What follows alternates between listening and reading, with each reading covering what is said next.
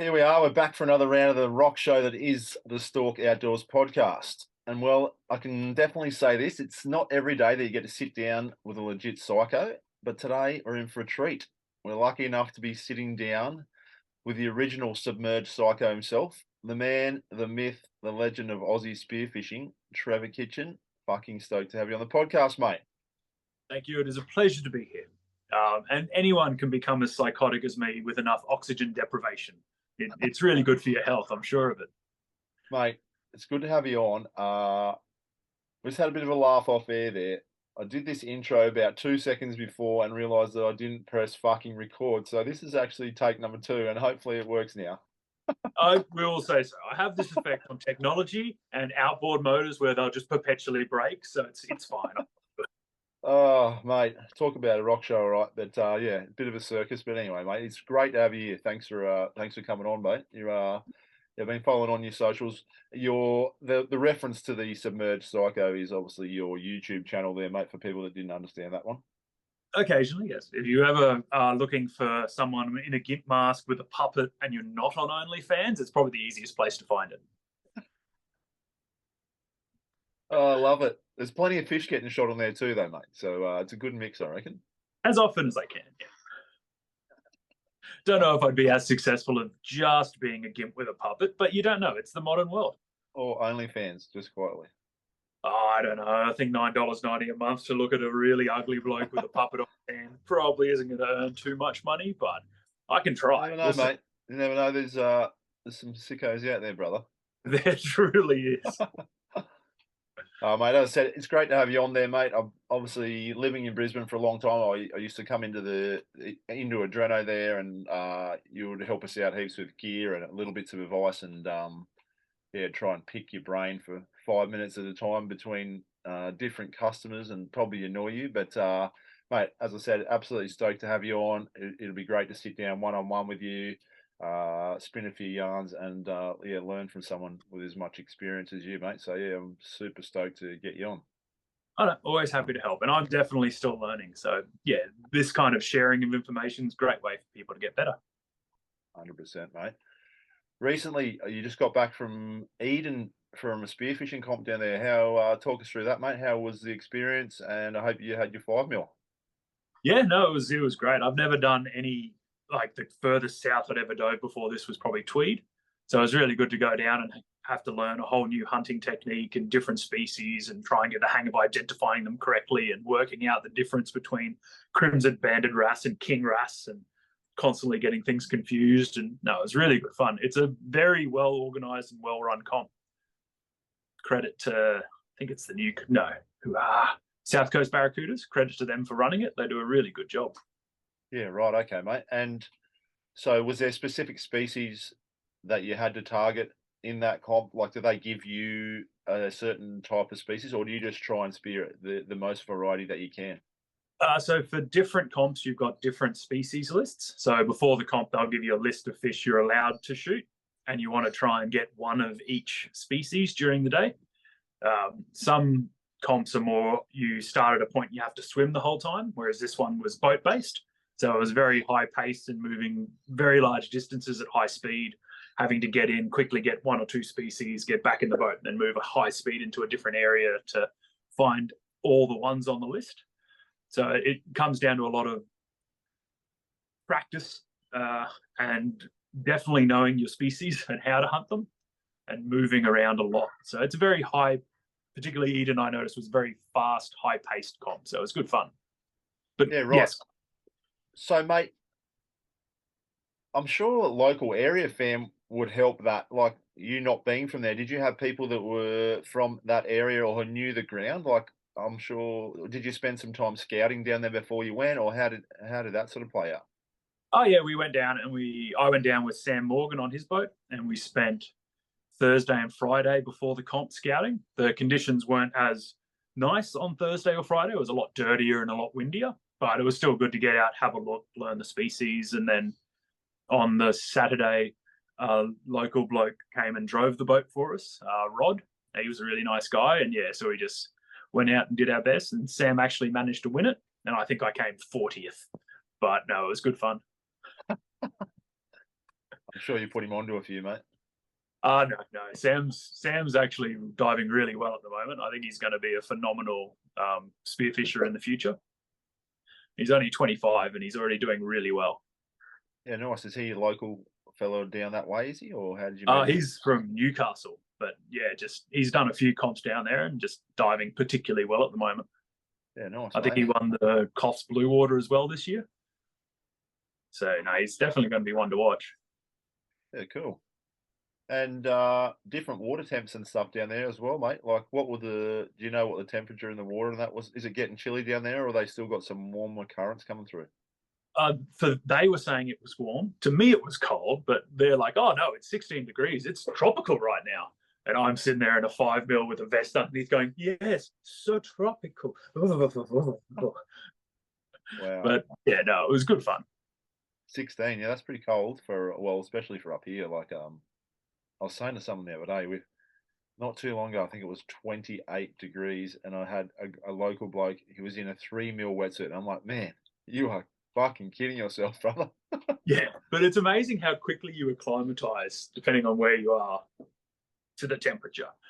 Like, I complained to Ian Puckeridge about how cold it was. He's like, "Is it snowing yet?" I'm like, "No, it's not snowing." He's like, "You're fine."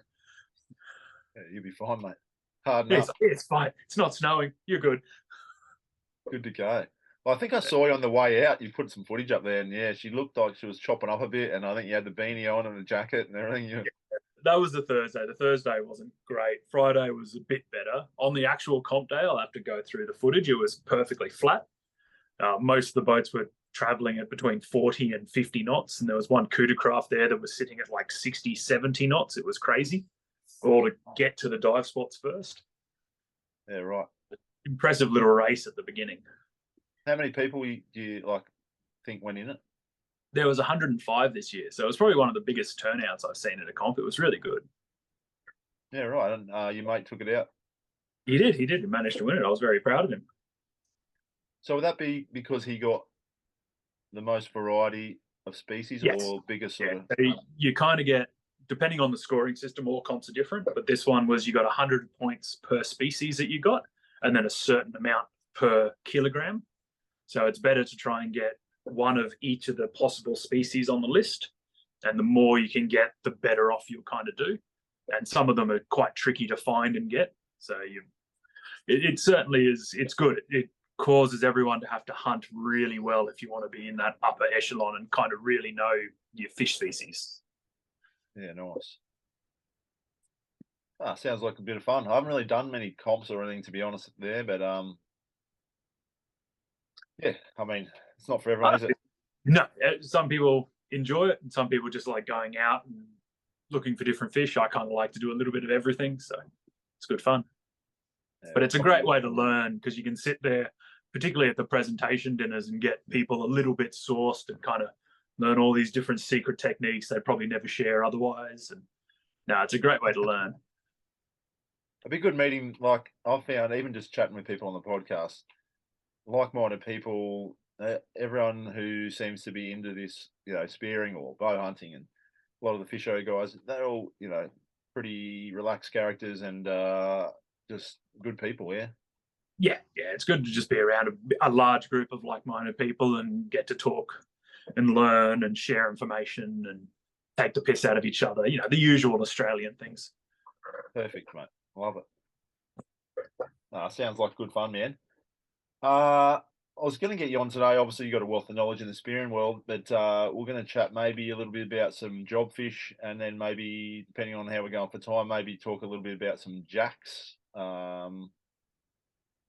mate. So let's start maybe with the jobfish there. So, like, I've seen you put a heap of them away. What is it about a jobby that that you like, the challenge of hunting them, or what? Yeah, what is it about the jobfish that you enjoy? It just depends on the area. They're a tasty fish and they're a fun one to hunt. They're quite nuanced. Everywhere you go, they have very different habits. So it's just good fun trying to learn those habits and then kind of put two and two together and try and get them. Some places they can be really easy, like Freo. I won't say really easy, but some places they can be easier, and other places they can be almost downright impossible. So they're good fun to try and learn. Yeah, like for a mere mortal like myself, mate, they're considered a notoriously tricky species to entice into shooting range. Would that be a fair comment? Depending on the yes, it just also depends. They're very light dependent. So if you've had full moons and a lot of light at night, they're all quite full and they'll be hanging out deeper and just relaxing for the day. Whereas if you go out when there hasn't been much light around, they'll be a lot hungrier because they haven't been able to hunt at night. So they can be a bit easier to approach when there hasn't been a moon or only a little bit of light, or it's been really overcast at night, because then they can't eat. So that's when it's a bit easier. That's one of the ways to get them a little bit closer.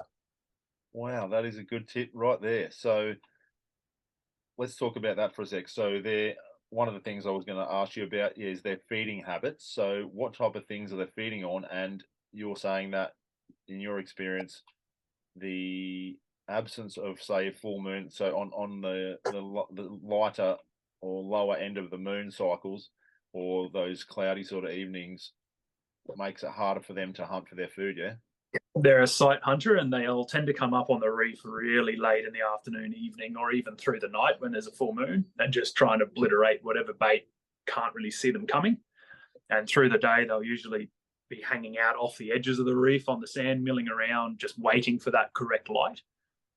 So it's a lot easier to get them if you're particularly trying to burley for them. You'll have a lot more luck if you're doing it when there hasn't been a lot of light at night.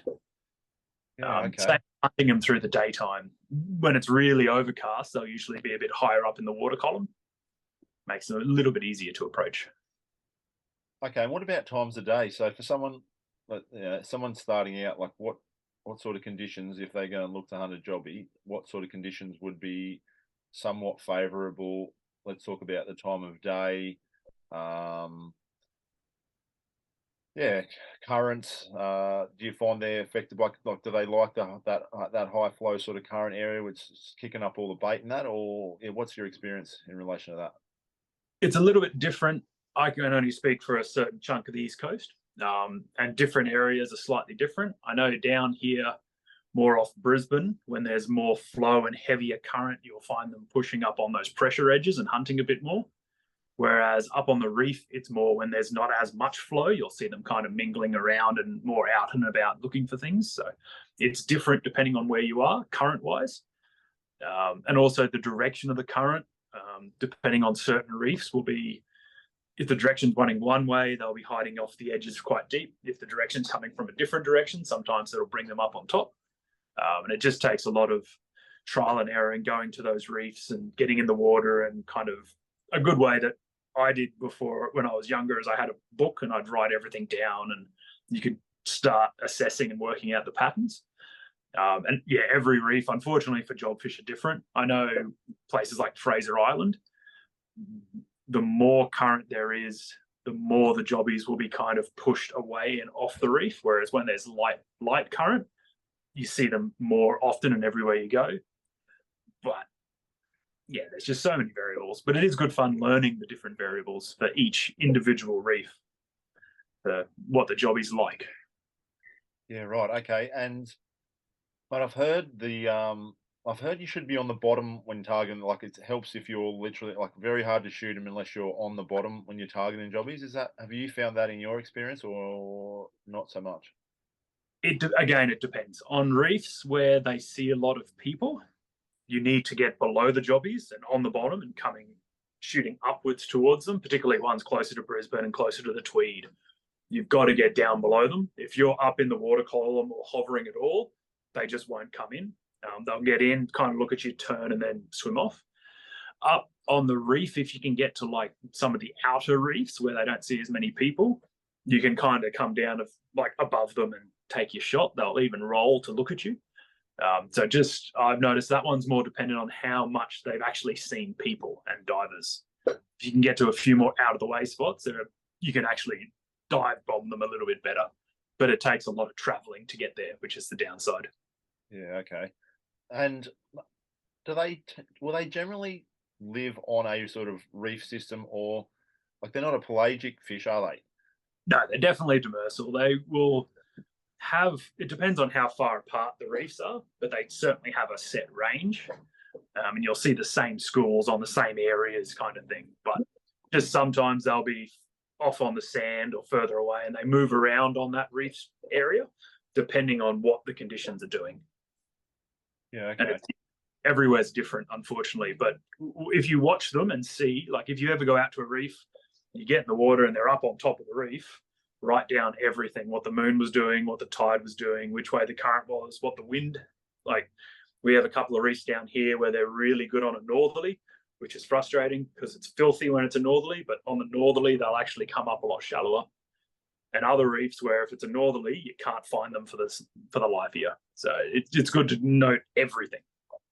Yeah, right. The old Spiro diary, Shrek's Spiro diary coming in handy. Well, you can definitely use his ones.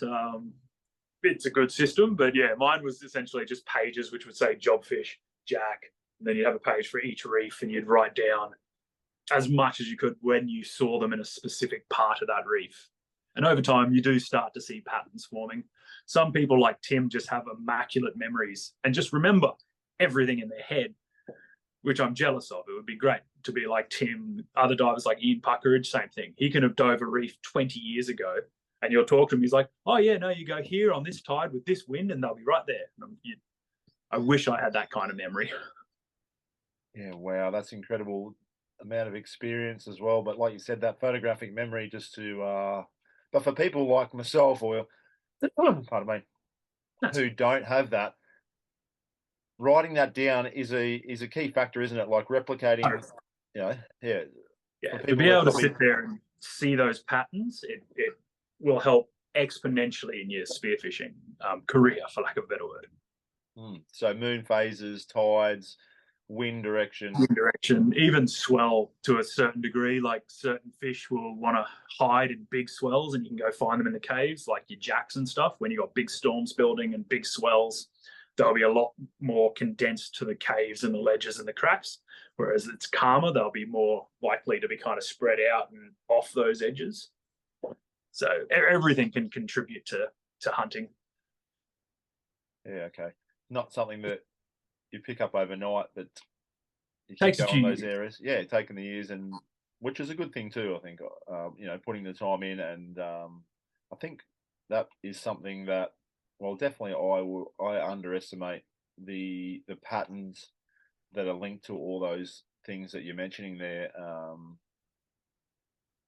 You know, just getting a bit lazy probably. Yeah, but oh no, it's good fun. Yeah. And yeah, it just adds a whole other nuance to spearfishing. It's like being a good, I'm assuming, human serial killer. You have to learn the habits of your prey to find the right time to ambush them and put them in your van and run away, kind of thing, without getting caught. Link back to the intro. That's where it all comes from. So it's very similar in, I'm assuming, in being a fish serial killer kind of thing. Nice, mate. Well, you're certainly that. That's for sure. There's definitely better than I am, but I'm definitely learning. But there's some spectacular serial killers out there in the spearfishing community. But that sounds really bad if the Greens are listening. As you do more spearfishing, you tend to kill more quality fish, but less of them. I hope that, yeah. Slightly more selective, we'll say. Yeah, I'll see Greens out there going, you heard him? He said they're serial killers. Yes, ban spearfishing. Oh yeah, ban spearfishing, ban bow hunting, ban everything. Yeah. Yep. That's not what I mean. I just mean if you want to get, like anything, if you want to get good at hunting something, you have to understand your prey. Yeah, of course. But you touched on it before, so some structure, like the pressure side, that seems to be a recurring theme with a lot of the demersal type fish that are living, you know, on those reef systems. So that that pressure edge. If you're looking, you're on your reef system and you're looking to try to target, I mean, as I mentioned, you'll probably find a lot of species in that sort of pressure location edge there. It seems to be quite a common theme there. With just with cold water having more nutrients. So with those pressure edges and those hard walls, that when the current hits it, it pushes those nutrients up, which then brings the little fish in to eat all the nutrients. And it's just kind of like a cascading effect after that. The next bigger fish wants to be there. to eat the little fish, and then so on and so on and so on. So pressure edges are always a good place to start exploring on reefs. For jobfish, they particularly like reefs that are surrounded by sand and reasonably flat sand, not like heavy drop-offs around southeast Queensland, I should say. It's different where we found them in New Caledonia when I was over there for a comp recently. They were still on those outer edges, but they were more hanging out near the trenches. So it's always good to learn and see the differences where they go. But here in southeast Queensland, they like reefs with a reasonably hard edge that then go out onto quite flat sand. We find more jobfish on than not. Right, mate. What about time of year? So a cooler water, or have you found down there specific times of year you see more of them than others, or is it sort of any time? For off Brisbane, there can be any time, but we see more of them through kind of this time of year, winter, and more spring, just because in summer the water's filthy, so they're there, but you just can't physically see them. But they're kind of there all year. It's more determined on the other contributing factors. But yes, for other species like rusty jobfish, the little small tooth ones, they definitely prefer it when you've got cold water being pushed up over the reefs at thermoclines, because they are a deeper species. So for those ones, you kind of have to go out when the water's colder and when there's a thermocline, and then you can try and chase them a bit better. They're more likely to be up on the reefs. But it does mean swimming down into really cold water with like 2 to 3 meters viz to shoot them, which isn't always fun. Yeah, I don't know if I'm struggling to go below 20, mate, so I don't really get to that super cold water. Oh, it's great fun. It's like swimming into a fridge halfway down. It's lovely. You can certainly feel it sometimes, like, yeah, those thermoclines and that, you up here, most of the time we're diving in a rushy, but sometimes, yeah, if we're doing that slightly deeper stuff, you hit it and you're like, oh, Jesus, Yeah, it wakes you up. You're like, oh, that's right. Oh, cold. Yeah. It's good. Mate, the experience I've had with jobbies around that 18 to 20 metre mark, that off the Ribbons Reefs, sort of Port Douglas North type of area, and haven't had a whole lot of luck just enticing them to come in. I've had a couple of shots on, I think I've winged a couple, yeah, like I said, around that 18 to 20 mark on the flat sand off the edge of the reef, like you're saying, dead flat sand, reasonable visibility, but just really struggled to entice them to come in. You want to talk about any techniques that you like for the jobfish dance? I think I've heard it being called. It's tricky. When they're not hungry and not taking burley, it just, unfortunately, it comes down to just a waiting game of you or the jobfish who's going to outweight the other. They really love to just come in and just turn and then wait. Then they'll come a tiny bit closer and turn and wait. And it's just that dance. And if you can get them close enough to take the shot before they go, nah, fucking take off, it can be tricky. But if you can find cover or get in the shadow of a ledge or up against the ledge so that you're kind of a little bit more hidden, that can make them more easy to approach. The other one is to look for fish that school of jobfish likes to hunt with. We've got a couple of species down here that you'll often find hanging out with a couple of different types of surgeonfish. And you aim to go down and dive and sit with the surgeonfish. And once they acclimatise to you, the jobfish are a lot less cagey, because they can kind of gauge the behaviour of the surgeonfish. And if they're not scared of you, then they aren't as scared. They'll tend to come a bit closer. There's a few different relationships, different areas. They hang out and follow different species.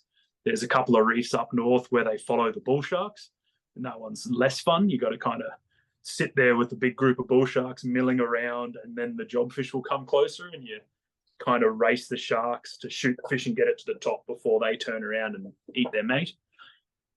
Yeah, right. Okay, yeah, a little bit like the cobia. Kind of, yeah. They just follow there's a couple of reefs in there. They follow the bull sharks around, so you're in the right spot when the bull sharks are milling around. But that particular school of fish is a little bit more difficult to land. Yeah, okay. What about dusting, like on the bottom of that? I've heard throwing sand and stuff can sometimes bring them in a little bit closer. Have you found that, or not so much? I've on the reefs down here and like the southern end of the bunker group, I found it spooks it a little bit more, the grunting or throwing sand, or it's more just getting down and looking essentially at the sand. Then you just kind of look up a little bit, then look back at the sand, and just try and make as minimal movement as possible. Something I've seen the Tahitian divers do is they'll actually lay their gun out in front of them in the direction that they think the fish are going to come from, and just have the gun laying there and they're not even touching it. It's like a separate entity. And they'll just sit there and wait and wait. And as they come closer, they'll just slowly reach their hand out while their eyes are still down. And then all in one slow motion, bring their head up, bring the gun up and take the shot. So they kind of make the gun look like it's always been there. And that works really well for them. I've been experimenting with it and I'm not as good as them at it yet, but it certainly did the job. Wow, okay. Yeah, interesting. You spoke a little bit about eye contact there. Is it a little bit like a Spanish, or those pelagics are trying to avoid that eye contact until the last moment if possible? If you can, like you try and look through the corner of your mask, and having your head down makes you look, doesn't really matter about the camo of your suit. You can be black, yellow, purple, doesn't matter. But by lying perfectly still on the bottom, you're far, far less threatening. Whereas if you're moving around and looking and searching, that act of searching makes you more like a predator than as something that's just an inert object that can't harm them. Yeah, right. Always lots in it, isn't there? Oh, yeah. No, and that's why I love going to the comps, is you get the chance to watch other people hunt these fish and you'll see little things that they do and you're like, clever. Like I watched one diver like bury his head in the sand when he was trying to hunt these really cagey fish, and they came right in because he essentially buried himself like a stingray and just lying on the bottom with like sand mounded up. And he comes out of the sand and shoots them and swims up.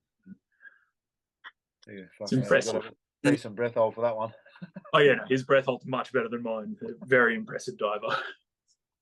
Mate, what about burley? We talked about that. Like, do you set up like flashes and burley? I have heard they can often get mesmerized in that burley trail, and that is a time where you can target them a little bit easier.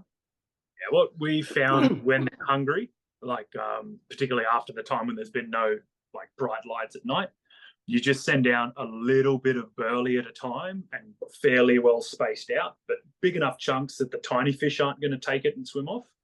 And that way they'll actually start, when they're hungry, competing against each other to get to the next bit of burley. And if you wait patiently, they'll actually come quite high up in the water column, because they kind of lose track of the fact of the risk because they're fighting one another to get the next bit of burley. Whereas if you get in and just chum the whole fish up and let this big cloud drop, they'll just chill on the bottom and be like, yeah, the food's coming to me, it's all good, it's not a worry, and then eat it when it gets down there. So just spacing your burley out and using reasonably good sized chunks will sometimes, can't always guarantee it, but mostly, if they're hungry, they'll start racing each other to the next bit of burley and not be as notice you as much, slowly cruising down because they're looking at the other jobfish like, no, I've got to get that next snack. And then they'll cut up and get to that instead. So that's one way burley that can help. And what about when you say, I think you're gesturing there for people that can't see being a podcast, so a decent sized piece of burley. What are we talking, like a golf ball, or you mean like a 50-cent piece sort of size piece of burley? Is that what you're looking at? Probably like, yeah, golf ball size, so like 1 inch cube size chunk, something that will, it's nice and big because they're sight hunters. They want something to see and that they can hit that. If you are willing to make that cloud effect, you can use something like newspaper that'll make those big white clouds and break down quickly and not be an issue, but also then have those chunks of flesh in there that they can fight for to bring them up. Mm-hmm. But yeah. Particular burley type of fish, mate? Like the surgeon fish or what? Not a coral trout? Funnily enough, the most effective burley we've ever had for jobfish is Spanish mackerel, but not many people are going to want to go and burley a Spanish to turn it into a jobfish. But just something that's nice and oily and has a really strong smell will attract them from a bit further away. Yeah, right. It'll also bring in other predators, which some are good, some are bad. So it depends on kind of how comfortable you are being in the water with the other predators. Oh, you got to come to expect, like, if you're chum in the water, then of course you're going to Yeah. bring some friends in, aren't you? Oh, it's the same as if I went out the front and just put free carton on the fence. I'd have lots of people turn up at my house very quickly. Some good, some not so good. I get exactly the same. Yeah, some good, some probably less so. Yeah, right. And what do they taste like? I haven't eaten a green jobby, mate. What would you equate them to? I've heard some people say they're delicious. Other people say they taste like shit. It depends on the individual. Everyone's tastes are different. They're definitely more like in the school of your jacks and reds and snapper, and it's definitely that more red mottled kind of white flesh. It's not a super fishy fish, but it has definitely got that fish taste there. So, but I don't mind it, but everyone has their own taste, so it's hard to say whether it would be good for everybody. But Yeah, it's definitely a nice fish. The bigger they get in certain areas, you have to be a little bit worried about ciguatera, but in other areas, it's perfectly fine. So it just depends. Again, they're affected by sig, are they? Yes, unfortunately, but not as badly as fish that are sedentary, like your big trouts and your big cod that just eat and sit there. It's the same as people. Like if there's a person who'll go out and exercise, they can eat 2 or 3 Big Macs and they're not really going to feel tired and sick and horrible. But if you eat 2 or 3 Big Macs and then watch TV, you're not going to be the healthiest thing kind of out there. So, whereas the jobbies move around a bit more, they burn off a bit more of it, and it's not as bad. Yeah, nice. Shot placement on them? It's a weird one. I've always landed more from gut shots than I have from head shots or body shots because they've got quite strong skin and it tends to roll them over upside down and you can fight them and get them to the top a bit better. But if you're close enough to hit them through the spine shots are always good. They've just got a again, I'm demonstrating on a 10-kilo jobfish, their spine's about an inch around and very strong. So if you're not quite close and you go for the spine shot, a lot of the time you'll hit the spine, but you won't go all the way through and it'll pull back out. So it's good to try and shoot them a bit more through the meat. And if you want to keep your fillets good, just kind of aim for all the internal organs and get them to bleed out quickly so you can kind of get them up if you are taking long shots, which often is the only shot they'll present. Yeah, okay. And yeah, you spoke about it a little bit there. Bleeding them, like your brain spike them, where do you, like, is there a particular spot on the head there? Is it on top of the head, or they got a hard structure there, or do you have to go in through the side, behind the eye or anything, or how do you brain spike? Yeah, kind of in through the back on an angle, coming forward into the head. The top of their skull and the side of their skull is very well protected. Just wondering if I have a skull here. Must be in the shed. But yeah, the top of their skull and the side of their skull is very well protected. Whereas if you can imagine, if that's, again, hand gestures, go back from the eye, coming in at about 45 degrees, there's a soft spot, kind of like where our temple would be, if you could imagine. Yep. And you go in there on a 45-degree angle towards like where you would imagine their nasal passage would be. And that'll get you into their brain without having to go through any of the really hard part of the skull. I don't have one here. Yeah, okay, mate. And what about bleeding them? Like, you just cutting a gill and like bleeding them well, or with most of your fish, is that how you brain spike, and then will you gill cut them to bleed them? Is that how you do it? If it's a fish that I want really well bled, I'll usually cut their gills before I'll brain spike them and just let that kind of pump out. With jobbies, it's not too bad, but yeah, if you cut that second gill down, there's quite a large blood vessel in that one, and that'll usually get most of the blood out, and we just pass it up to the boatie and he'll hold it over the side, kind of head down, and just let that all kind of drain with gravity. But yeah, definitely with a jobby, the more blood you can get out of the meat, the better the meat will taste. The blood can be quite bitter. Yeah, okay. And you mentioned that quickly, some species you will bleed first before brain spiking. Is that to preserve the meat quality? Yeah, just to try and get as much blood out as possible. And it's the ones that I'll do that are more your weed-eating species. Their blood is extremely bitter. So things like luderick and things that eat a lot of weed instead of that, it's better if you can get every ounce of blood out as possible, and then that'll make them taste a lot higher quality than if you just brain spike them and leave the guts and the blood in there. Then you'll get home and you'll think that was the worst fish you probably ever ate. So it can definitely help on those weed-eating fish to just get them as clean as possible, like as quickly as possible, and then into the esky to not get them nice and cold. Mate, slightly off track, but while you're here, I'd like to hit you up on it. So,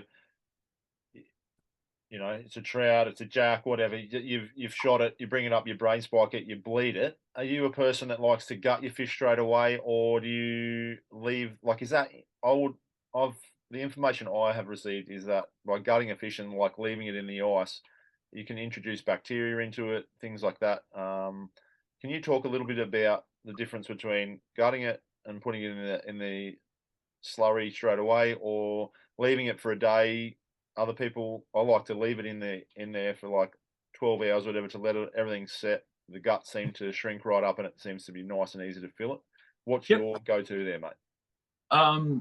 If it's a fish that I'm wanting to eat whole and not long after the dive trip, I'll gut, gill, scale, just prep it in the water, put it in the esky, because it's not one that I'm intending to leave for a long period of time and eat soon.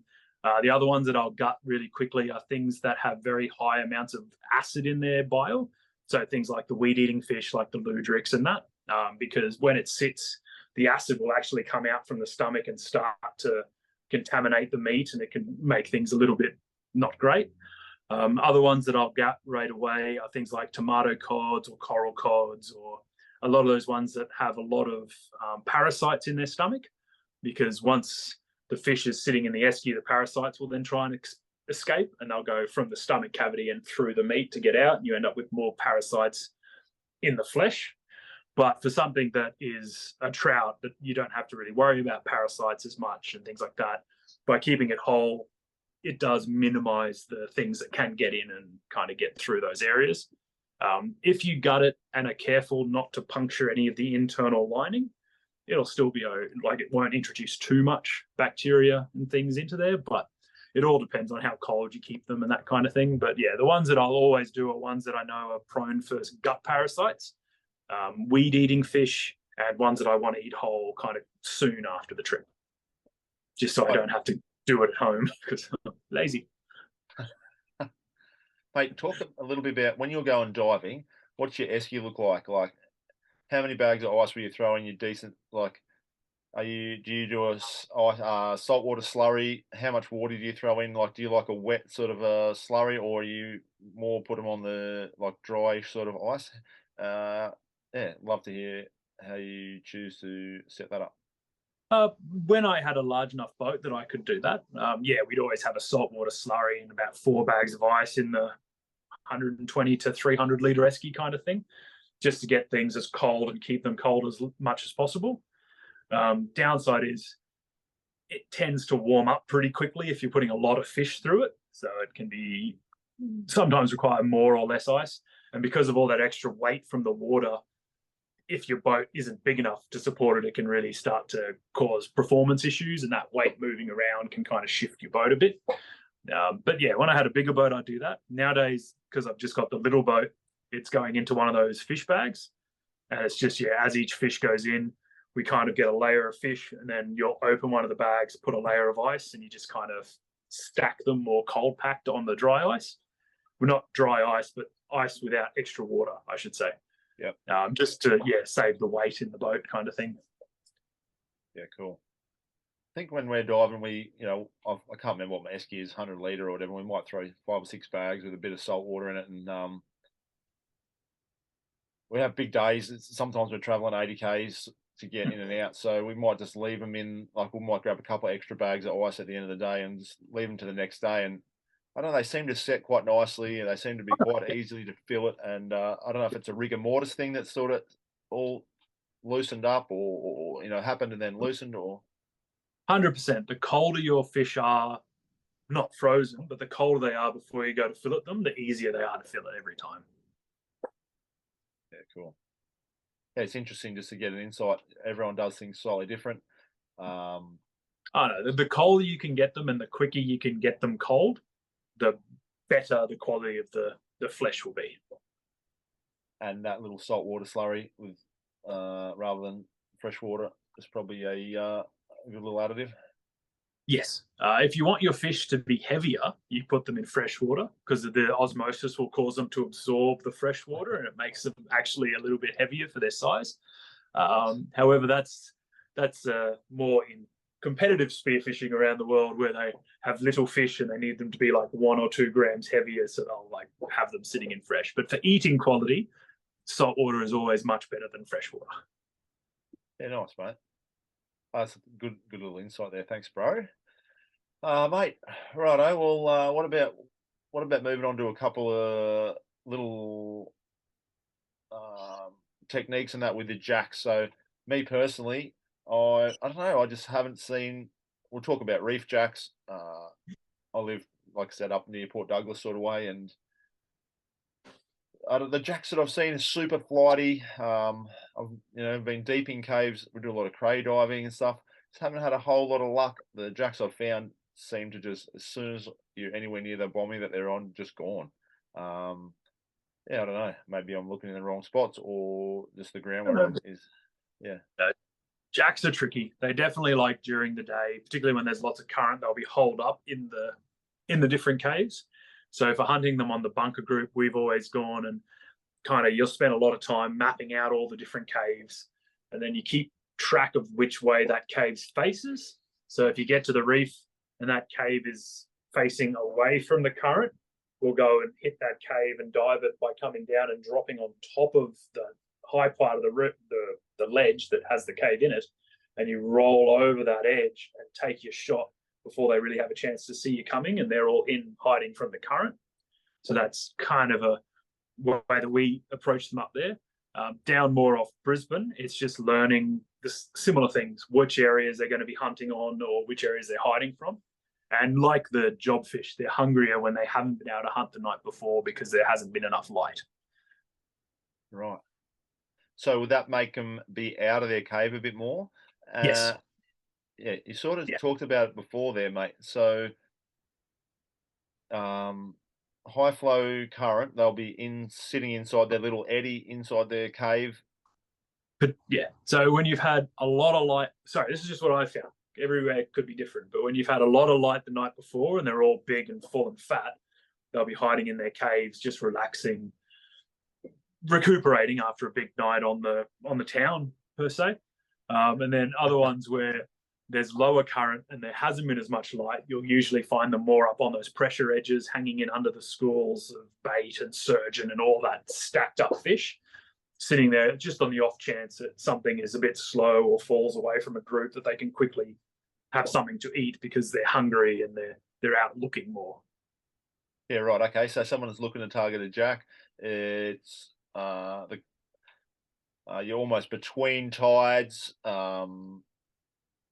so there's not a whole lot of flow. So you might be better off looking amongst those surgeon fish schools. I've heard they all hang around like the slaty brim. They'll hide amongst those slaty brim sort of schools as well. Yeah, when they're out looking for food, they tend to mingle around similar sized fish. They don't seem to be too worried about species, but they're like, if it's a 4 kilo jack, they'll hang with the school of about 4 kilo size surgeons and kind of mingle. As they get bigger, they'll be more with the jewfish or with another larger species. They just tend to, when they're out looking around for food, I should say, they'll want to be with something that they can be like, no, I'm not a jack. I swear I'm a slaty brim. You've got me mistaken, good sir. And kind of camouflage themselves a little bit. Yeah, I reckon I've passed up a few. Not even just that school of slaties again. I need to probably be pay a little bit more attention, I reckon, to who's snooping around with them. Oh, definitely. Down here, it can be really frustrating because it'll be big walls of sawtail surgeon, and the jack will appear and then vanish as the surgeon move around. It can get really aggravating because the surgeon just blocks your view and you can't actually get your shot. Soul destroying, mate. What about, so then the current is picked up a bit? We've found there's some good caves. If that cave is facing, what you just said, is facing away from the current, you'll roll over the top of the bommy so you're not spooking it. What about if the current is sort of hitting right on? If it's a deep enough, right up in? Yeah, if it's a deep enough cave that they can get in further into the cave and get out of that current, that's where they'll be sitting. But if it's not deep enough and the current can push into the cave and push out to the point where they keep having to swim against it, they'll move and go somewhere else. Righto.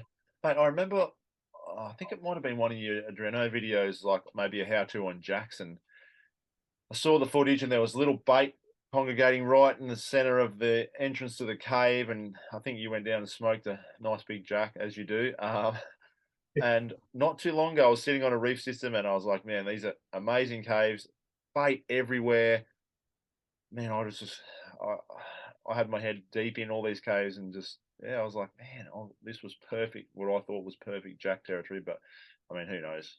I don't know, and it most likely could be. It would just be finding when the jack are there. There's a lot of reefs and isolated bommies and things that I've found on the bunker group and even down here, and I haven't quite worked it out yet. But on one day, bommy X, which is 200 meters north, the jack are all there. And then on another day, they're 200 meters to the south on another bommy. And I haven't worked out why yet, but they seem to occasionally move around and swap where they are. And I think it's because of where the food moves and they might follow it, but I haven't quite nutted it all the way out yet.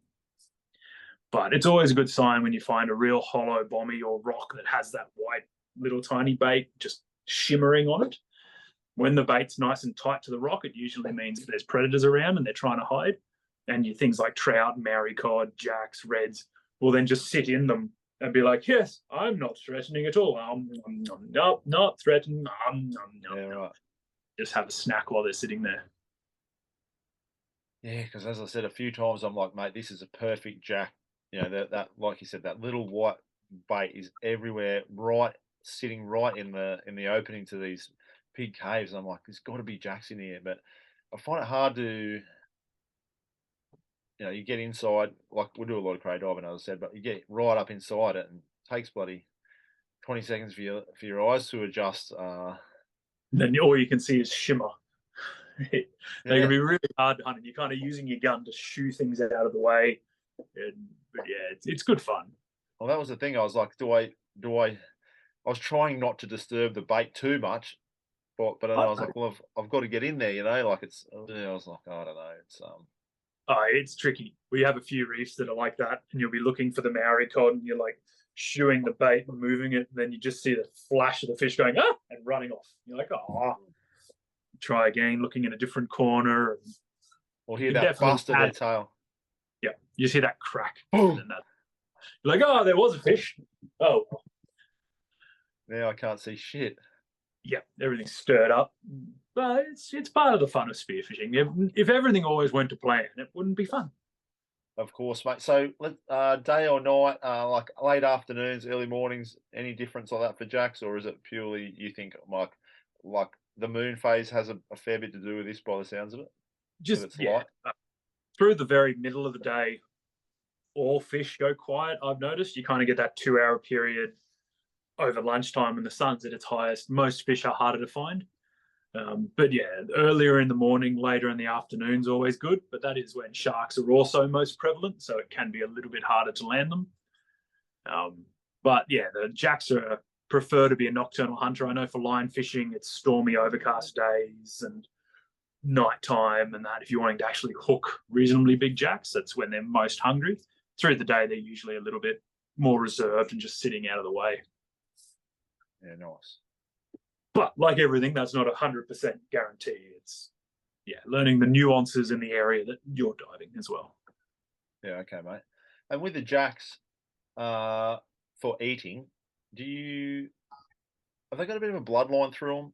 The jack? Yeah, you'll see it. It's when you're filleting them, it'll just be this big dark brown section, and you can just cut that out, and then it's not so bad. Yeah, I think someone fed me a jack once, and I think it was one of the first ones I ate, and I don't know if they did that. And I was like, oh, that was super fishy. It wasn't what I was expecting, but the bloodline, if you eat the bloodline in a jack, it'll turn you off eating jack pretty quickly. It's really bitter and like mushy, and it's not a nice bit, but it's easy enough to cut out when you're doing your filleting. Smaller jacks are tastier than bigger jacks. The bigger the jack, the more fishier the jack will get. Right. But little jacks are always quite tasty. Yeah, nice. But big jacks taste like success. So it kind of it comes back around again. It's like, oh yes, this is delicious. Could probably taste like an old shoe, but you're like, yes, I got one. How good is this? It's makes a better photo. 100%. Pump the ego up a bit. Yes, there's a few fish that are hard to hunt but don't taste great, that taste like success, so they're okay. You eat them anyway. You're like, yum, yum, yum. Oh, that's gold. Mate, thanks very much for that, bro. We might move on to a little segment now, mate. This one's called the Your Yarn segment. So we usually get our guests to talk about a memorable moment, good or bad, or a successful catch, or good sort of story. I know you've had plenty of shark encounters, a couple of great whites. Mate, what do you got for us? You have some, I know you have a couple of good stories here. Oh, no, if you want to talk about that, we definitely can. No, we've had a few. I think the closest one would have been the tiger that came up and tried to take one of my fins / leg. Luckily, it swam into my gun, so that wasn't too bad. But yeah, sharks are all part and parcel. Like they say in that movie, 50 First Dates, they're only a problem if you touch their private parts. They're not too bad. Whites are becoming a little bit more prevalent, and I certainly don't trust them as much because they're once they get over about 3 meters, they hunt ocean-going mammals. And as a spear fisherman, I'm an ocean-going mammal, so I'm definitely inserted in that food group. So I don't trust them very much, but we're definitely seeing more of them, which isn't great. And they don't take the bluff as well as other sharks. When you poke a great white, it just kind of looks at you and goes, go away. It doesn't get as bothered, which could be fun. But that statement alone, when you poke a great white, I don't know, too many people would have poked a great white, brother. Well, you still want them to think you're spiky and not tasty. You want them to go, ooh, that's a tasty seal, and come up and go, no, that's a spiky seal, and swim away, hopefully. Fingers crossed. But yeah, it's tricky. With most sharks, you can kind of learn their behaviors and intimidate them, or not intimidate them, just make them think that you're too much of a risk to a certain point. Whereas with whites, you are part of their food chain, so it's a little bit trickier. Yeah, I don't trust whites. I can kind of still don't trust other sharks, but you can kind of anticipate what they're going to do a bit more. Whereas with a white, it's a bit trickier. Mate, you touched on the tiger shark story. So for people that don't know about that, you were spearing, was that off Brizzy? Yeah, out off the Sunshine Coast. And on the surface, were you doing a breathe up or did you have a fish on? So for that one, I'd swum down and there was a few parrotfish around, and that was about all. And we were sitting at about 30 meters. I decided not to shoot a fish, and I've just started swimming back up. And as I got back about 10 meters from the surface, felt the impact force on the gun, and that pushed me to the surface and up and out of the water. And the shark had come up, opened its mouth, rolled its eyes back, and as it's gone in for the strike, luckily my spear gun, which was vertically facing down next to my right leg, got stuck in its nostril, and that pushed in and it kind of deterred it. It turned and kind of luckily didn't get my leg. If my gun had been in any other position, it probably would have come up vertically and just had my leg go down its throat. And just came from nowhere. Didn't see it on the bottom, hadn't seen it the whole day. So it's tricky. The shark that may get you is probably never the shark you see. Yeah, mate, for people that haven't seen it, I'll put a little link to you. I think you've got it on YouTube there. It literally comes up from underneath you and smashes you. You can see its eyes roll back as it hits you, like its eyes literally roll back. Yeah. It definitely was going for the strike. So as I was swimming up, I must have been doing something that triggered its kind of attack response. Perhaps I was coming up a little bit too quick, or something was off, or my fin was maybe flashing. I don't know. But I definitely somehow triggered its ooh, that's in trouble response, and it just came in and went for a real hard hit. Full power, eh? Like full steam at you. Oh, well, I was coming up as fast as I can come up, which is at like a meter a second, and it's come from nowhere, accelerated, caught up, and hit me and pushed me harder. So it's swimming at least 5+ times whatever speed I was doing. There's no way you'd outswim one. Oh, wow. And it was a tiger, right? Yeah, that one was a tiger. Like, somewhat out of character for a tiger, like in your experience? Not so much. Tigers are very opportunist. They'll usually cruise in and inspect what they want to go for and then have a crack. But if something gives off a signal that has shown weakness or shows that it's in trouble or shows that it's an easy meal, they'll give it a crack. Tigers will eat anything. Like, I'm not a scientist, but when you see the old documents of when they've gutted tiger sharks and they're pulling out tires and license plates and old shoes, and they'll definitely try their luck with anything. Yeah, right. But normally, most tigers I've encountered have always come in very calm, had a look, kind of circled around, and it feels like they're sizing you up. And then they'll kind of move off if you're not something that could be food. But this one was just obviously hungry, and I extruded the wrong pheromone, I'm guessing, and it got a little bit too turned on and tried to have a snack. Yeah, wow, lucky, super lucky, man. Like, very, very lucky. Yeah, it's a cracking video, that's for sure. I'm glad it didn't happen to me, but it's yeah, it's definitely cool. No, it was good to put it up there to show people, but not something that I intend to ever want to film again. Yeah, absolutely. And you said there's more and more whites down that way. Are you seeing more? With the protection of the species, around that kind of 2 to 3 meter mark at the moment, we're definitely seeing more and more coming through with the whales each year. And I'm assuming the bigger ones are coming through as well. I just haven't seen them over the last couple of years myself, but a lot of more divers are running into them. Just when the whales are moving, we're pretty lucky. Most of the year, they're not here. They just follow the whale migration. Whereas down from like Coffs and south, they're seeing them more all year round. Yeah, okay. Yeah, following that whale migration north, is that right? Yeah, they follow them north and then they follow them back down, just trying to eat the pups and get whatever they can. Yeah, nice. And have you've had a few encounters, like you said, you've had a few encounters with whites. I think I saw one, like, it looked pretty decent size. You were giving it pretty good stick with the old spear. Didn't seem to worry too much. No, that was not too far from where the tiger happened as well. Same reef system. And it had come in on us earlier in the morning and swum around one of my dive buddies, bloke called Ben. And it was just curious, so we chased it, gave it a poke, tried to get it to go away. And that was when it was up level on the surface. We moved about 2 kilometers on that reef system. And then it came in again and did a circle. Then we moved another 2+ kilometers on that reef system. And that's when it was coming up vertically under my other dive buddy, Hal. And I was on the opposite side of the sun. So with the rays of the sun going through the water, Hal wouldn't have been able to see the shark. So that's when I swam down and poked it in the back. So when they're coming up vertically, that's a lot more of a predatory kind of behavior. And by then using the sun as a shield so that the prey couldn't see it, it was definitely coming in a way that I did not trust. So that's when I gave it that really good poke in the back, just to let it know that it was being watched. And then we got it moved a bit further again and didn't see it again for the rest of the day. So it was either following us on purpose or by accident. I wasn't sure. Yeah, man, crazy. That's all right.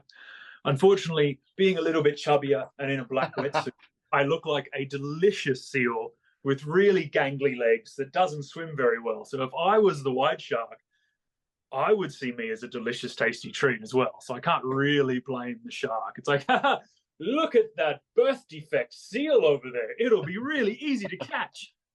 So I can understand why I see a couple of them.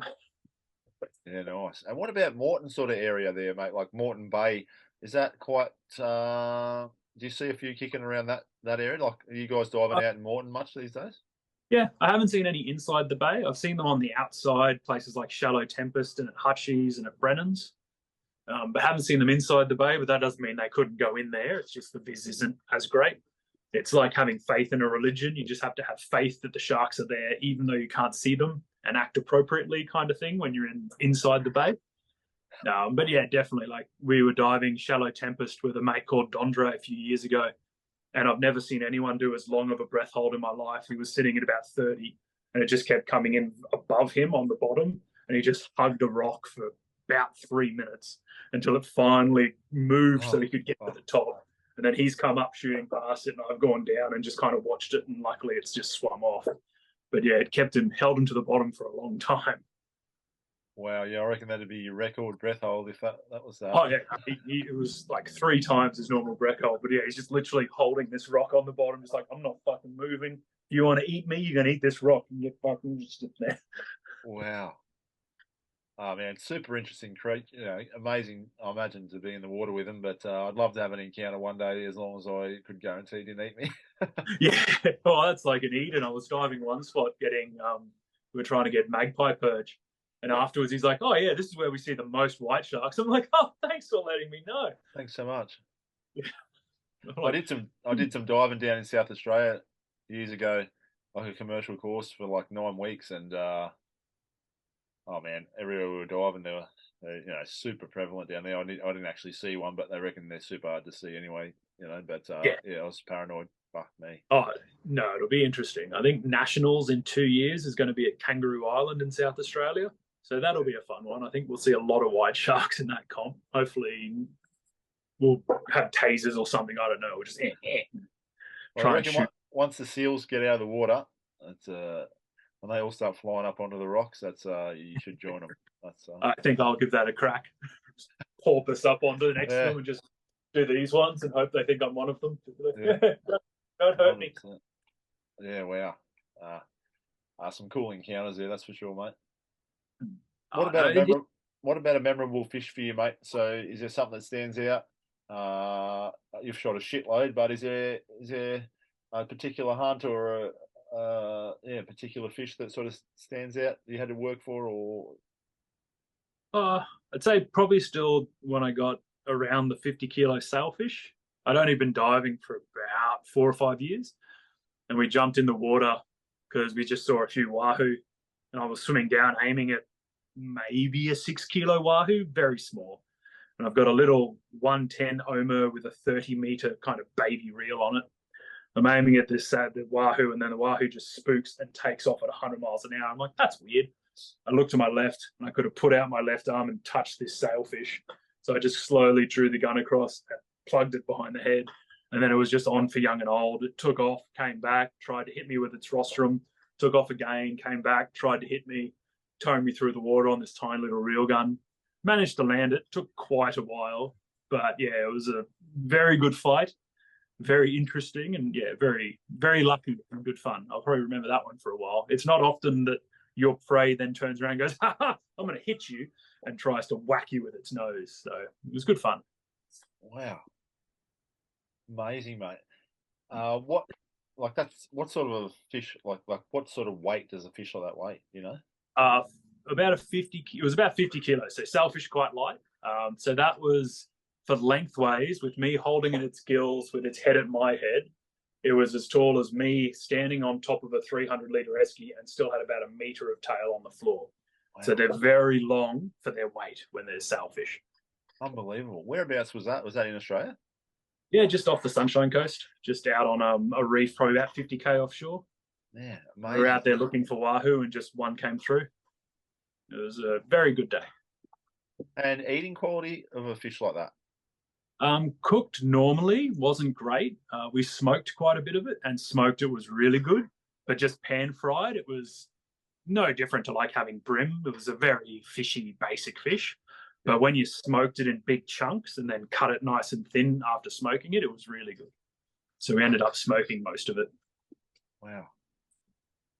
Man, what a cracking fish. No, it was good fun. Remember wearing its sailors like a hula dress on the back of the boat and that kind of stuff. The normal things you do when you're like 17. Super stoked just to land that thing. Yeah, 100%. No, its head's still on my wall, or a mold of its head's still on my wall. So, no, it was a good one. Yeah, how good. And that's the beauty of being out diving, hey? Like, you just never know what's going to come in, and seeing all these things, whether it be a whale or, you know, 100%. It's like being, yeah, it's like being in an alien world, and you do get to experience some awesome things, even if you don't get any fish on a day. Just being in the ocean, you always get to see some really cool stuff. Yeah, I equate it. It's almost like you said, you can travel to. It's like going to the moon for the day or something, and then being home in the afternoon, isn't it? Yeah, it's part of the thing I love about it. It's taking yourself as far out of your natural environment as you can, and then having to try and learn to hunt something that's in its perfect natural environment. So it really tips things in their favor and makes it a lot harder. Good fun. It makes it nice and challenging. Amazing, mate. You talked about your little Omeo or Omeo gun there. Let's go on to your, we call it the kit bag corner, mate. Let's discuss, yeah, what you got in your kit and what sort of guns you're rolling with, and yeah, some of your gear. That's all right. At the moment, because I've been doing a bit more in the competition side of things, I've got just Rob Allen closed muzzle basic guns like the Sparrow and that, or the Scorpio, and just all rigged the same way with the same overhang, a 7mm spear, and an 18mm rubber, kind of all cut in proportionate length to the guns. And they're just rigged identically, so it doesn't matter what length I grab, it shoots in the same spot. And that comes in handy. That's for my guns. And I've got reels for when I'm going in and through structure. But the one thing that is good with the Rob Allens that I'm using is I can take that reel off really quickly and put a muzzle bungee on and hook back onto the rig line. So I can kind of go both ways. Not in a sexual manner. I mean, in real rig lines. Mate, can I ask you a question there, bro? So you touched on it just there. So I remember years ago, I had I think it was a Rob Allen Sparrow, and I had another Rob Allen. So I came into Adreno and I converted it over to a roller. Yep. And I think Wayne Judge might have set it up for me. And then I think when I picked it up, you were there and you're like, oh, you're going to convert your other gun to a roller. And I was like, no, why? And you were like, based on my experience, I would suggest that whatever gun you have, you set it up the same way, so your point of aim is the same, etc. And I think I rolled with that gun for a while, and I missed a shitload of good fish because I was shooting what I felt was a little bit high with the roller. It was probably just my shit technique, whatever. And then I ended up shooting in the same place, just a slightly different same place. Yeah, so I've come back in and gone, hey, Trev, you were right. I want to convert this back to a conventional gun. And then I think you might have mentioned to me, like you mentioned there, same overhang, even though the gun is a different size, the same amount of overhang you'll run on all your guns, which I now do as well. And I found that to be a big difference in my, like, basically the gun size can change, but the overhang is actually the same. It just keeps them shooting in a similar place and you're aiming in a similar way, the way you're sighting down the guns. So it comes in handy. And I didn't invent that. Comp Spearos for years have been doing that, like the puckerages, and it's always the same length rubber ratio and the same overhang. And if they can, it'll be the same gun, just in different lengths. So depending on how much vis there is, they'll just pick up one or the next, and it just shoots the same way. Yeah, right. Because what I've found, particularly more recently, is accuracy is a huge part of landing, converting those opportunities that the fish present is more accuracy than anything else. Yeah, okay. Yeah, I underestimated those little things. Similar bands, similar overhang, same muzzle equals, or even the same mech. Mech it definitely helps. But in saying that, I'm also a whore that tests guns and tries everything and often breaks my own rule and goes, I've missed every fish today. I know why, but so I often don't follow that rule as well as I should. But recently, just because I've been trying to compete more, I've been a lot stricter. So they're actually just sitting behind me. Yeah. There's a 1.3, a 120, a 90, and a 70, all rigged in scale. Yeah, definitely a tip. I think that's a big tip, and I underestimated it. But since I actually listened to what you said, I haven't had too many instances where I've lost the fish through a different shot placement or anything. That it's all going pretty similar to where just behind that gill plate almost pretty much all the time now. I think the US, I changed the Rob Allen rubbers. I think you might help me with that as well, to the USA latex rubbers, which seem to deliver a really nice. I did notice a difference, like rather than that explosion, it was a much smoother delivery. Yeah. Rob Allen's very. I'm trying to remember the right technical terms, but there's reactive rubber and then there's your standard rubber. So progressive rubber. There we go. So the reactive rubber, like Rob Allen, will accelerate really, really quickly at the start and rapidly get your shaft accelerating and moving.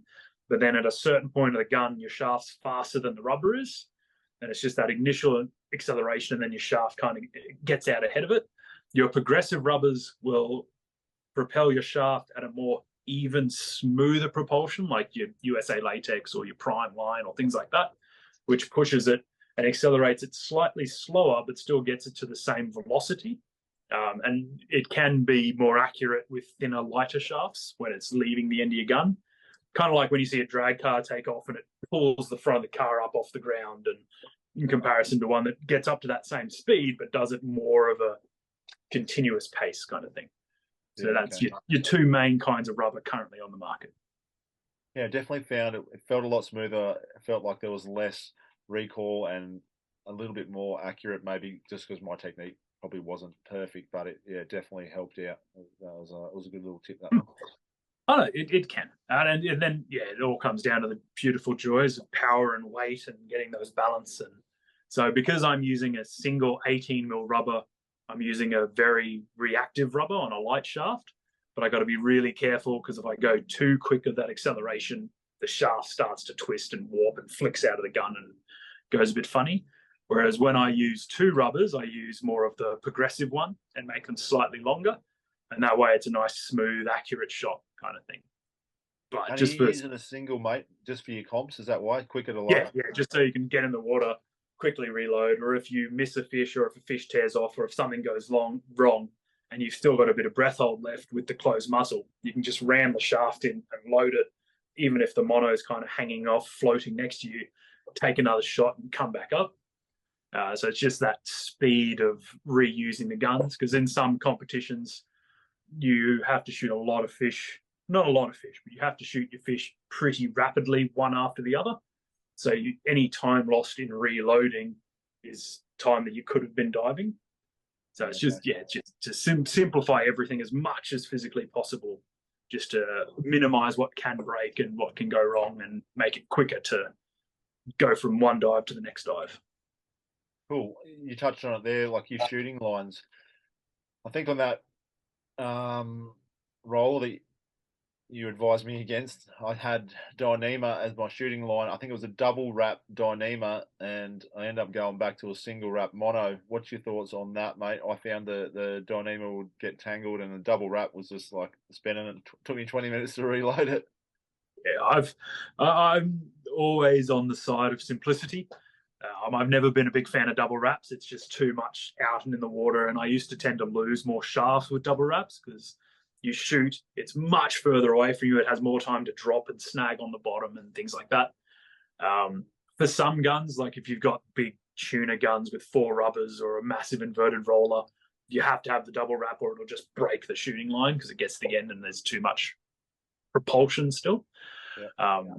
And personally, I've always preferred mono for my shooting line. I like the fact that when you get to the top, it wants to straighten out a bit, so it's not kind of spooling up and tangling as much. But that's just me. Some people love Dyneema. I've always found that mono is quicker through the water when you fire as well than Dyneema. Dyneema tends to have a little bit more drag because of its surface, which is woven and has more of a texture. But the amount that drag would be different is very minimal. But in my mind, it affects a lot, but it wouldn't. Yeah. I've also found with the Dyneema, it's more likely to cut through soft fish like wahoo or Spanish, because it's got that texture and it can kind of cut. But both work. But me personally, I always prefer a single wrap, and usually 1.8 mil mono, just so it's a little bit thinner and it can make those curves a bit easier. Yeah, cool. Yeah, I think I'm similar there. What about you? What sort of fins are you rolling with there, mate? At the moment, just with doing more the comps and having to swim greater kind of surface distances, as well as doing the dives, I've got like the Divar and Negra fins currently. Just because they're a little bit more of a hybrid, they can do more surface swimming and vertical swimming. And they tend to do the job for what I'm currently using them for. But I've used a few other different ones over the years, and they all tend to do well. Mate, with the carbon fins, I get people asking myself, they're looking for their first set of carbon fins.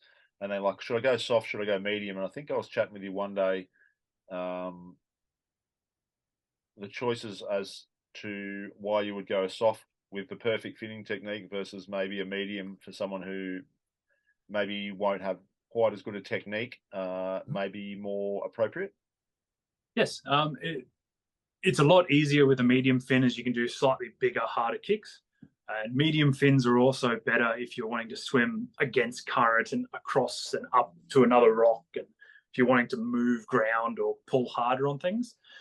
If you're wanting to just do, say, boat diving and a lot of vertical work, those really soft fins are a lot better because you can get the fins moving a lot further just with a lot less. Whereas if you can imagine a soft fin doing a huge flex and rotation on the surface, whenever you kick upwards, it's just going to come out of the water and flick up into the air. Then you lose all of that propulsion that you're trying to build up. Whereas the medium will be a bit more rigid and allow it to kind of hold form behind you and kind of push along a bit easier without having to be as worried about it flicking and moving out. Because on your soft fins, all of your propulsion just comes from that last little flick off the end tip of the fin. Yeah, okay. Yeah, I think your advice was if you don't have perfect technique, then go with the mediums. Yeah, and my technique is horrendous because I don't have the best back, so my duck dive's dodgy and I can't streamline perfectly. So I always have to use medium or even slightly more rigid fins just to compensate for that lack of technique. Because I'm definitely not a free diver. I'm a dodgy spearer, that's for sure. Nice, mate. And what about your mask and wetty and stuff there, mate? What are you rolling with? Wetsuits, just because I'm so very lazy, I tend to buy whatever the most basic one I can find is that's lined and just easy to put on and take off and that kind of thing. So I think I've got like a standard, the base model Adreno Tuna wetsuits for my kind of 3mm and 2mm suit. And they're just a black lined basic wetsuit. And for the Eden comp, I was wearing a Cressy Fistera, which is their most basic 5mm lined kind of thing.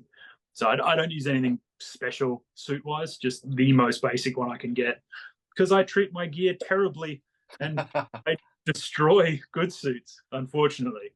But yeah, all the Yamamoto foam suits are great and beautiful and comfortable, but I tend to tear them to shreds and destroy them. But again, it's not because the open cells. You're talking an open cell suit there, like that needs lube. I got one of those Cressy, mate. It's amazing. It doesn't even feel like you're in the water, but I put my whole fingernails when I put it on. I didn't realize that I put my fingernails through it the first day. Like, oh my god, it's so very hard to put on and so sensitive. Like, I just don't know. They're beautiful. They're lovely suits. I love all of those top end great suits, but I don't have enough care with my equipment to look after them. So I always tend to go back to the real basic kind of. They're not super flexible and they're not the most comfortable, but they'll keep me warm enough and I won't destroy them in a couple of months kind of thing. Yeah, nice, mate. Glove-wise, in summer, I just use your builder's gloves, your woven Dyneema with rubber on them. Mm-hmm. In winter, I use a few different brands, but at the moment, I think I've got the Ocean Hunter ones that have the neoprene on the back and the Kevlar on the palm, just because I do a lot of crays and rubbish diving and pulling rubbish up, and otherwise they get torn to shreds. Yeah, I've seen you rolling with those. I actually bought a pair. They're pretty good for the crays, actually. Yeah, a little bit thicker, but they take a few trips to the point where your hand can actually straighten. They kind of hold you in a claw for the first few trips. Yeah, they do the job. Yeah, nice. And mask? Do you have a particular mask? Unfortunately, I used to like playing rugby, but I wasn't very good at it, so my nose isn't the straightest or the smallest. So I think I've got the Aqualung micro mask at the moment, but I don't think they make those anymore, and that fits my nose. But it's always tricky for me to find a mask that fits my schnoz, unfortunately. So I have limited options. Yeah, that's pretty common, isn't it? Like they say, when you find a mask, buy a couple of them and stick with it. You know. Yeah, everyone has different taste in it. Yeah, I have two of the Aqualung ones, and I hopefully will find another one somewhere, but they don't manufacture them anymore, so I've got to. Fingers crossed they'll last long enough before and hopefully a new one will come on the market that kind of seals to my face perfectly. It can be tricky. What about the old beard, mate? Do you find that you get a shit seal? Like, will you whip the mow off before you go out or anything? Every time I go diving, I'm a garden gnome. I've just got this bit and then that bit I shave off. and it grows in perfect white trash for me. I don't have to worry about this bit. It just doesn't grow here, so it's nice and easy. I just have to take off the mow and then I'm good. Yeah, I don't know. I see Shrek diving with this massive beard and shit, and I'm like, dude, how can you even get a seal? I've got no idea. I've got a few mates, similar, huge mows, big beards, and it works for them. But if I've got the tiniest bit of hair at all, it just leaks like a sieve, and it can really ruin your day when you got a nose full of salt water all the time. Mm. I reckon a bit of zinc or even a bit of Vass is all good too. Sometimes maybe if it is leaking. Yeah. If you, I don't have any here to show you, but silicone grease that they use for scuba diving parts as well, you can push into your hair and that'll seal it up. But I find it easier just to look like a garden gnome. It's also a good way to keep track. If you look in the mirror and your moustache has grown back, it's been too long since you've been diving. You're like, oh, I got to go diving. 100%. Oh, that's gold, mate. Right, big fella. We might move on a little bit here.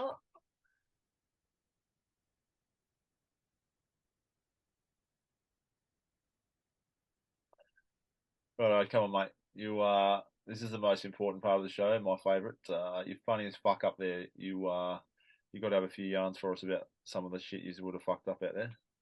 Oh, we never make mistakes, mate. I don't know what you're talking about. I'm perfect in every way, like Mary Poppins.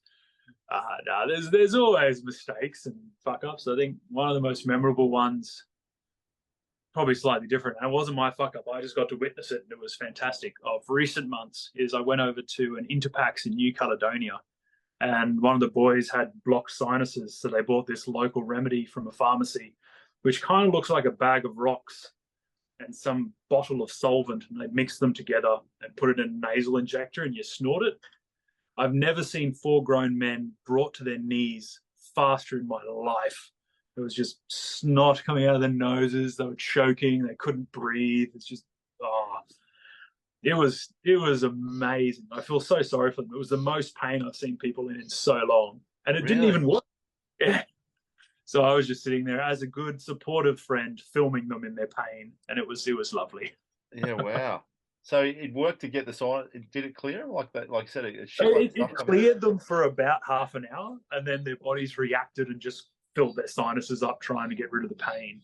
So it was very entertaining. Wow, yeah, that'd fuck your day before you even get out there. Oh yeah, so yeah, from that I'd recommend not trying things you've never tried before. It was very entertaining, but no, I've made so many. It's hard to narrow them down. I saw a video you put together. I think it was like the end of year fuck up video or something you put on YouTube once. Man, there was some muzzle wraps and some fucking stinkers. Yeah, it's always good to watch. That's one of the best part about spearfishing. You get to filming your spearfishing.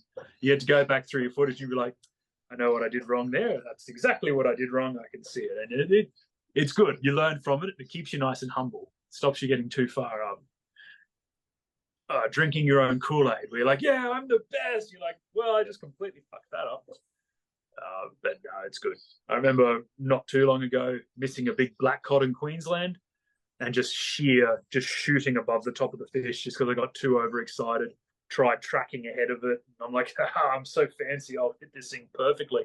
And it just stops swimming and I shoot the rock and it turns and swims off. You're like, should have just shot mid-body. Idiot.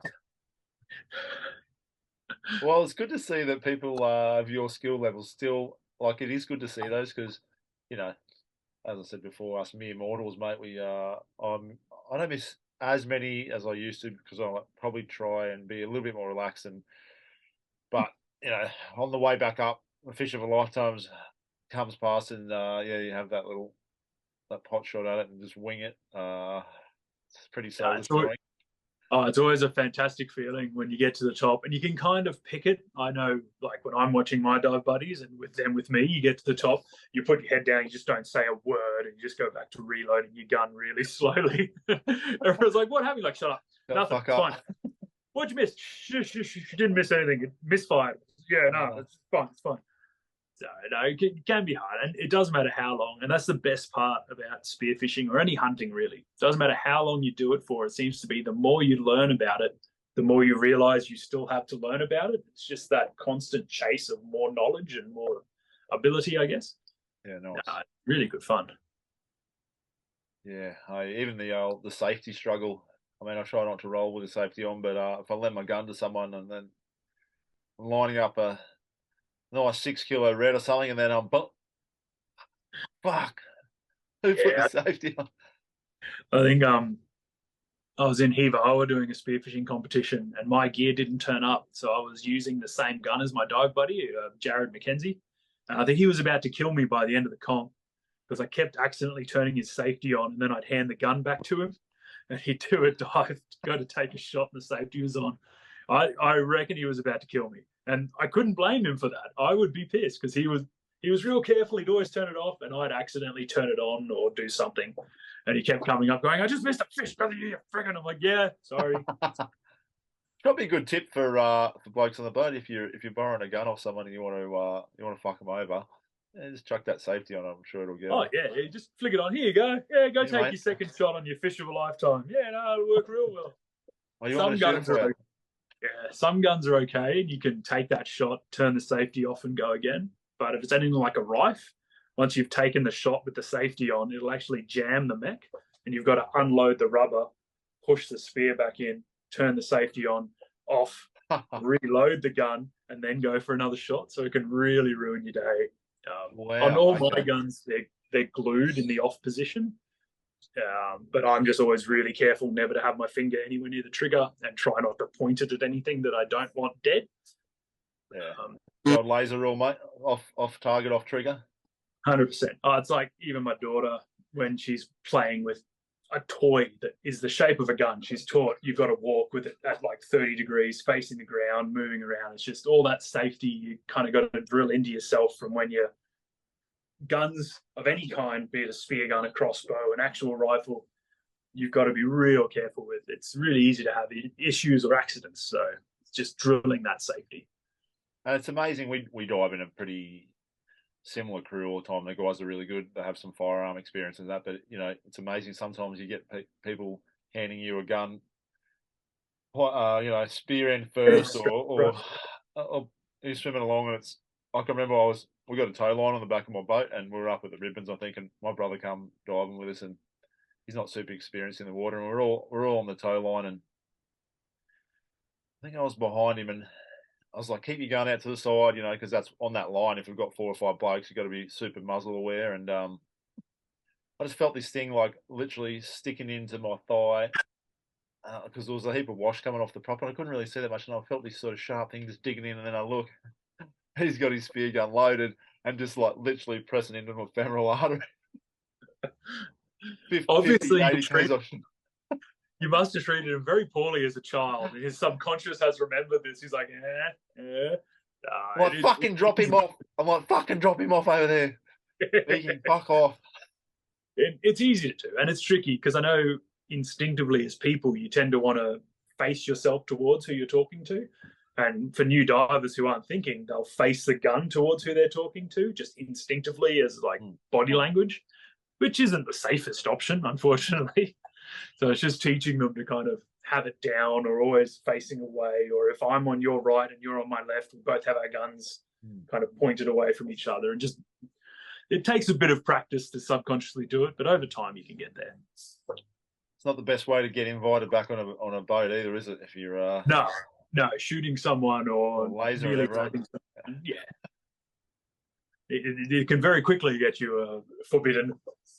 You don't want to kebab your mate, that's for sure. I don't even go down too well. Nah. Well, mate, we've been kicking along for a while there. We might sort of wind it up. Just a little bit of parting wisdom. Like, if you had your time again, was there anything you'd do different, or your biggest piece of advice for someone who's sort of starting out in spearfishing, mate? Probably simplicity with equipment and staying as humble as you can, and just learning from everyone. Unfortunately, it's like everything. Your ego can kind of get in your way a bit and I did it, and most divers do it when you think you're so good, but you haven't actually realized what good is yet. And you have people who will come along and be like, "Hey, if you did this just slightly different," and you're like, "Yes." And we all do it when we're young. So just keeping an open mind and staying humble would probably be my biggest piece of advice. Nice, mate.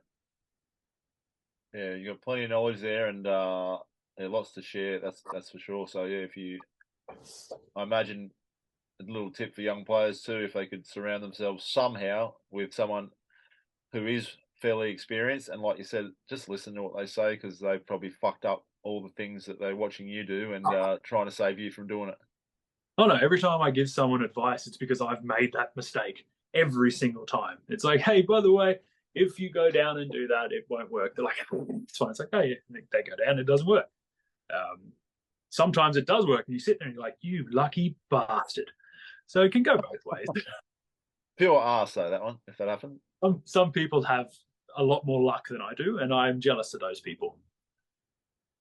Yeah, I'm certainly not that guy.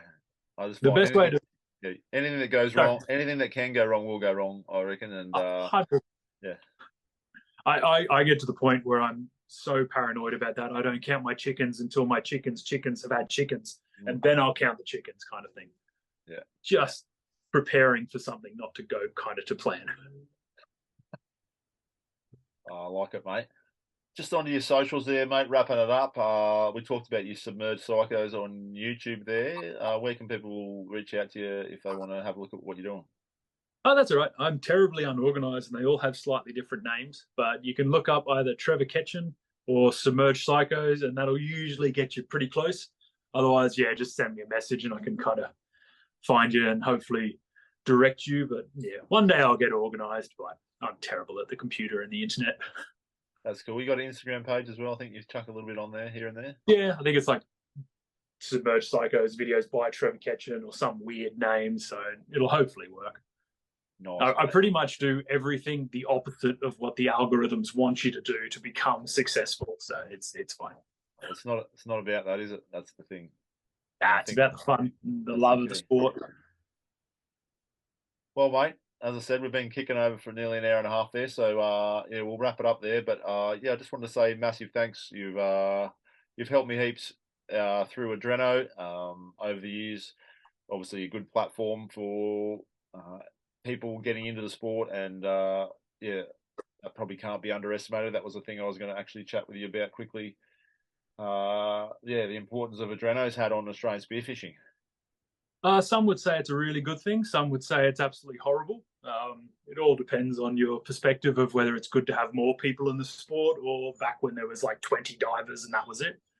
I kind of go both ways on that argument. I'm like, it's great. More people in the sport, more people to talk to. It's really good.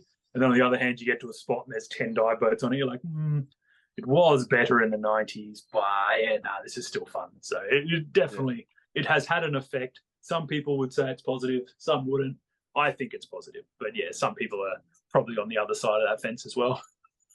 Even just on the safety aspects and stuff like that these days, you know, I imagine there's a lot more emphasis on dive safety and having the ability to go to a recognised dive or spearing shop and talk to people like yourself. Certainly, I reckon would definitely aid in that safety aspect, if nothing else. Oh, no, definitely. Just as long as I'm not trying to help you with scuba equipment, because then that would actually be very unsafe, and I'd probably end up doing more of a detriment than good for you. But if you come in and want to talk about the spearfishing side of the shop, then there I am. Oh, mate, Adreno, it's only spearfishing, surely, isn't it? No, we do everything. Sorry, they do everything now. We do everything now, I think. They're going to become a multi-conglomerate eventually, I'm sure. Super cool. It's good to see. Anyway, mate, like I said, massive thanks to you for coming on. You're super easy to reach out to, and yeah, made it very easy to organise this podcast. And yeah, thanks for your wisdom that you've shared. There's a heap of info in there, I'm sure, for people to take away. And yeah, I'm sure that's going to help them in their spearfishing next time they're looking for jacks or jobbies or in general. So yeah, massive thanks to you, mate. Fingers crossed, and always happy to help.